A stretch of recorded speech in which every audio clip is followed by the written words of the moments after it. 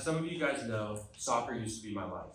I would train for hours every day and spend countless weekends traveling all over California. With this, I always wanted to win. Winning a soccer game was the most important thing in my life in my middle school years. However, a year and a half ago, I decided to hang up the cleats.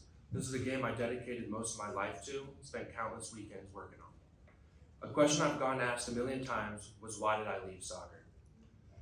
A few weeks before my last soccer game was the end of my junior year of football.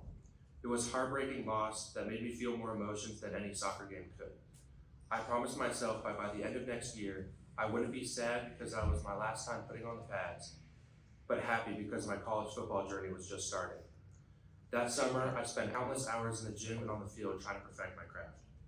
With only a month left until the first game of the season, I had a sharp pain in my ankle.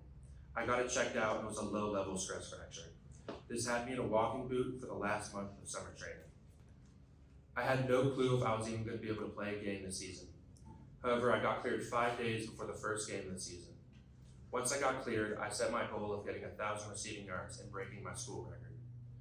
Fast forward 9 weeks, with the last game of the season, most people would think I would remember my 30-yard catch to break their record. But what stood out to me the most that night was the dropped catch I had a few plays before. All I needed was 30 yards for the record. I beat my defender and I saw the ball.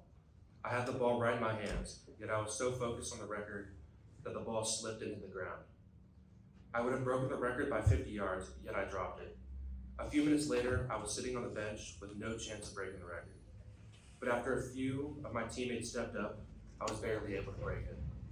My biggest takeaway from RHB is a huge life lesson I will live with for the rest of my life. It was a ton of little memories, like going on trips outside of school to having discussions with someone I hardly knew.